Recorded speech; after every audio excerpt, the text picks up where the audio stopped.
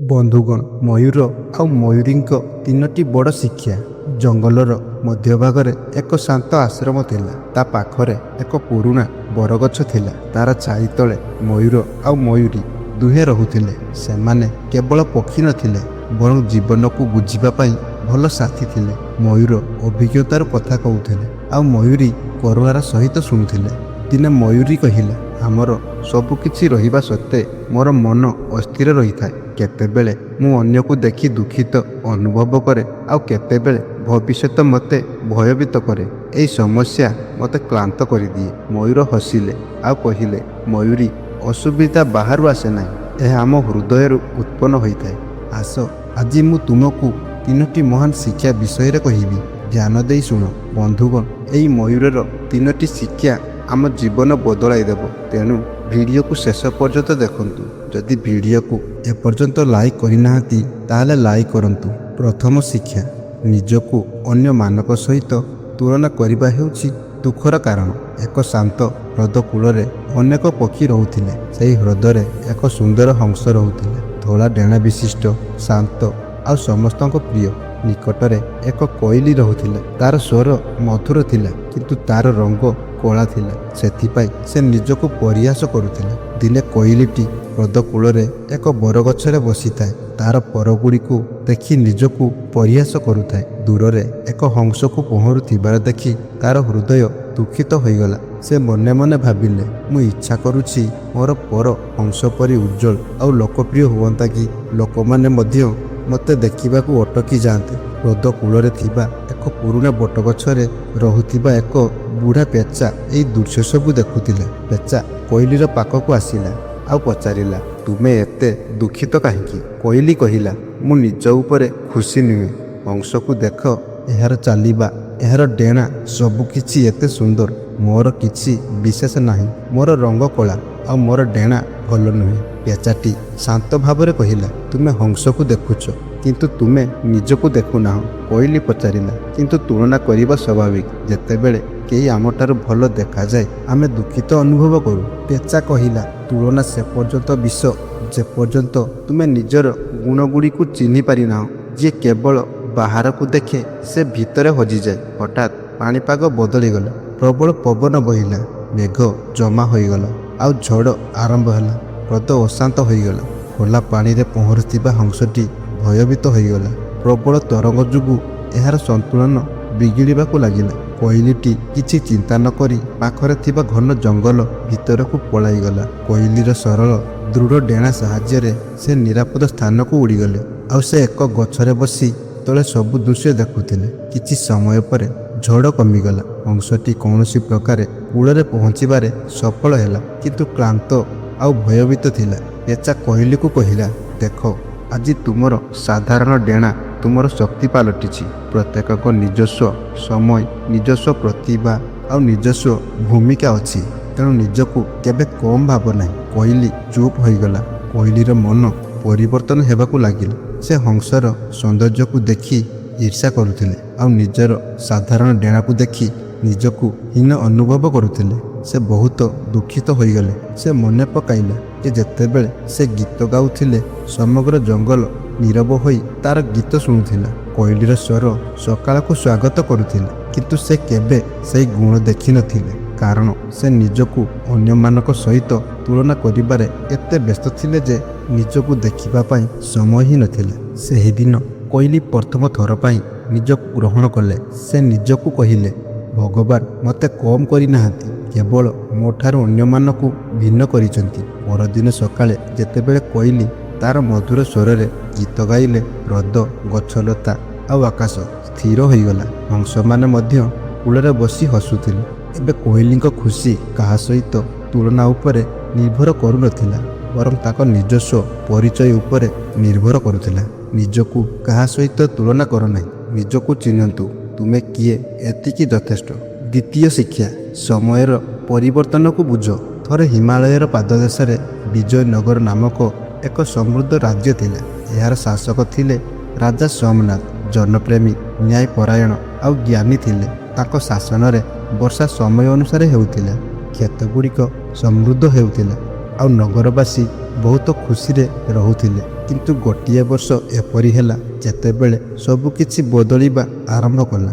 ବର୍ଷା କମିଗଲା, ନଦୀଗୁଡ଼ିକରେ ପାଣି କମିବାକୁ ଲାଗିଲା, ଗଛର ପତ୍ର ହଳଦିଆ ହେବାକୁ ଲାଗିଲା। ରାଜପ୍ରାସାଦ ବଗିଚାରେ ସବୁ ଗଛପତ୍ର ଝଡ଼ିବାକୁ ଲାଗିଲା। ଯେଉଁ ବଗିଚାରେ ରାଜା ପ୍ରତିଦିନ ସନ୍ଧ୍ୟାରେ ବୁଲୁଥିଲେ, ସେହି ବଗିଚା ଏବେ ତାଙ୍କୁ ଦୁଃଖିତ କରିବାକୁ ଲାଗିଲା। ଗୋଟିଏ ଦିନ ରାଜା ତାଙ୍କ ବଗିଚାରେ ଏକା ବସିଥିଲେ। ରାଜାଙ୍କ ମୁହଁ ସ୍ପଷ୍ଟ ଭାବରେ ଚିନ୍ତିତ ଥିଲା। ଠିକ୍ ସେହି ସମୟରେ ତାଙ୍କ ଗୁରୁ ସତ୍ୟବ୍ରତ ସେଠାରେ ପହଞ୍ଚିଲେ। ଗୁରୁ ପଚାରିଲେ, ମହାରାଜ, ଆଜି ତୁମ ମୁହଁରେ ଶାନ୍ତି ଦେଖାଯାଉନାହିଁ କାହିଁକି? ରାଜା କହିଲେ, ଗୁରୁଦେବ, ମୋର ହୃଦୟ ଭାରୀ। ଗତକାଲି ପର୍ଯ୍ୟନ୍ତ ଏହି ରାଜ୍ୟ ସବୁଜ ରଙ୍ଗର ଥିଲା। ଆଜି ଚାରିଆଡ଼େ ଶୁଷ୍କତା ଦେଖାଯାଉଛି। ରାଜ୍ୟରେ ଥିବା ଗୌରବ ଧୀରେ ଧୀରେ ଲୋପ ପାଉଛି। ଏହି ପରିବର୍ତ୍ତନ ମୋତେ ଭୟଭୀତ କରୁଛି। ଗୁରୁଦେବ ହସି କହିଲେ, ରାଜା, ଆପଣ କ'ଣ ଚାହାନ୍ତି ଯେ ଋତୁ କେବେ ପରିବର୍ତ୍ତନ ନ ହେଉ? ରାଜା କିଛି ମୁହୂର୍ତ୍ତ ପାଇଁ ନୀରବ ରହିଲେ। ଗୁରୁଦେବ ପୁଣି କହିଲେ, ଯଦି ଶରତ ନ ଆସେ ତେବେ ବସନ୍ତ କିପରି ଆସିବ? ସମୟର ପ୍ରକୃତି ହେଉଛି ପରିବର୍ତ୍ତନ। ଦୁଃଖ ଏଥିପାଇଁ ଆସିଥାଏ କାହିଁକି ନା ଆମେ ପୁରୁଣା ସୁଖରେ ଲାଗି ରହିଥାଉ। ରାଜା ଏକ ଗଭୀର ନିଶ୍ୱାସ ନେଲେ। ଗୁରୁଦେବ, ମୁଁ ଏସବୁ ବୁଝୁଛି, କିନ୍ତୁ ମୋର ମନ ଏହାକୁ ଗ୍ରହଣ କରେ ନାହିଁ। ଯେତେବେଳେ ମୋ ପ୍ରଜାଙ୍କ ଖୁସି କମିଯାଏ, ମୋ ହୃଦୟ ମଧ୍ୟ ଥରି ଉଠେ। ଗୁରୁଦେବ ରାଜାକୁ ବଗିଚାରେ ଏକ କୋଣକୁ ନେଇଗଲେ। ସେଠାରେ ଏକ ଶୁଖିଲା ପତ୍ର ଭୂମିରେ ପଡ଼ିଥିଲା। ଗୁରୁ କହିଲେ, ମହାରାଜ, ଏହାକୁ ଭଲ ଭାବରେ ଦେଖ।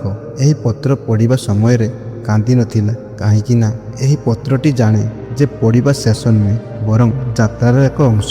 ଠିକ୍ ସେହି ସମୟରେ ଏକ ପ୍ରବଳ ପବନ ବହିଲା। ଗଛରୁ ଅନେକ ପତ୍ର ଉଡ଼ିଗଲା, କିଛି ଦୂରରେ ପଡ଼ିଗଲା ଆଉ କିଛି ପବନରେ ଉଡ଼ିଗଲା।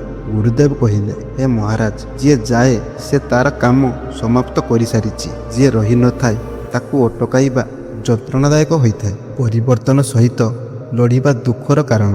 ନିଜକୁ ବଦଳିବାକୁ ଚେଷ୍ଟା କର। ରାଜାଙ୍କ ଆଖି ଲୁହରେ ଭରିଗଲା। ପ୍ରଥମ ଥର ପାଇଁ ସେ ଅନୁଭବ କଲେ ଯେ ସେ କେବଳ ରାଜ୍ୟର ସୁବିଧା ପାଇଁ ନୁହେଁ, ବରଂ ପରିବର୍ତ୍ତନକୁ ଗ୍ରହଣ କରିବା ଆମର କର୍ତ୍ତବ୍ୟ। ସେହିଦିନ ରାଜା ଏକ ନୂତନ ଆଦେଶ ଜାରି କଲେ। ସେ ତାଙ୍କ ପ୍ରଜାମାନଙ୍କୁ କହିଲେ, ସମୟ ବଦଳିଛି କିନ୍ତୁ ଭୟ ବଦଳି ନାହିଁ। ଆମେ ଗତକାଲି ପାଇଁ କାନ୍ଦିବୁ ନାହିଁ, ଆଜି ବୁଝିବୁ ଆଉ କାଲି ପାଇଁ ପ୍ରସ୍ତୁତ ହେବୁ। ରାଜା ଶୁଖିଲା କ୍ଷେତରେ ନୂତନ ବିହନ ବୁଣିବାକୁ ଯୋଜନା କଲେ। ସେ ନୂତନ ଜଳର ବ୍ୟବସ୍ଥା ଆରମ୍ଭ କଲେ। ସେ ତାଙ୍କ ପ୍ରଜାମାନଙ୍କୁ କହିଲେ, ଯେଉଁ ଲୋକ ଯାଇଛି ସେ ଆମ ପାଇଁ ଏକ ଶିକ୍ଷା ଛାଡ଼ି ଯାଇଛି, ତେଣୁ ଏହି ଶିକ୍ଷାକୁ ଆମକୁ ଗ୍ରହଣ କରିବାକୁ ହେବ। ଧୀରେ ଧୀରେ ରାଜାଙ୍କ ମନୋଭାବ ହାଲୁକା ହେବାକୁ ଲାଗିଲା। ଯେତେବେଳେ କେହି ଅତୀତର ସମୃଦ୍ଧିକୁ ମନେ ପକାଇ ଦୁଃଖିତ ହେଉଥିଲେ, ରାଜା ନିଜକୁ କହୁଥିଲେ, ଏହା ମଧ୍ୟ ଚାଲି ଯିବା ପାଇଁ ଆସିଥିଲା। କିଛି ବର୍ଷ ପରେ ବର୍ଷା ପୁଣି ଫେରିଆସିଲା। କ୍ଷେତଗୁଡ଼ିକ ପୁଣି ସବୁଜ ହୋଇଗଲା, କିନ୍ତୁ ରାଜା ଆଉ ପୂର୍ବ ଭଳି ରହିଲେ ନାହିଁ। ତାଙ୍କର ଧନ ଫେରିଆସିଲା, କିନ୍ତୁ ତାଙ୍କର ଆସକ୍ତି ଫେରିଆସିଲା ନାହିଁ। ରାଜା ସୋମନାଥ ଏବେ ଜାଣିପାରିଲେ ଯେ ଶାନ୍ତି ଜିନିଷ ଗୁଡ଼ିକରେ ସ୍ଥାୟିତ୍ୱରେ ନାହିଁ, କିନ୍ତୁ ସେମାନଙ୍କୁ ଛାଡ଼ିବାର କ୍ଷମତାରେ ଅଛି। ଯାହା ଚାଲିଯାଇଛି ତାକୁ ଯିବାକୁ ଦିଅ। ଯାହା ପରିବର୍ତ୍ତନ ହୁଏ ତା ସହିତ ଲଢ଼ିବା ନାହିଁ। ଗ୍ରହଣ କରିବା ହେଉଛି ଶାନ୍ତିର ପ୍ରଥମ ଦ୍ୱାର। ତୃତୀୟ ଶିକ୍ଷା, ଭବିଷ୍ୟତ କଥା ଭାବି ଦୁଃଖ କରନ୍ତୁ ନାହିଁ। ବର୍ତ୍ତମାନରେ ବଞ୍ଚିବା ହେଉଛି ମୁକ୍ତି।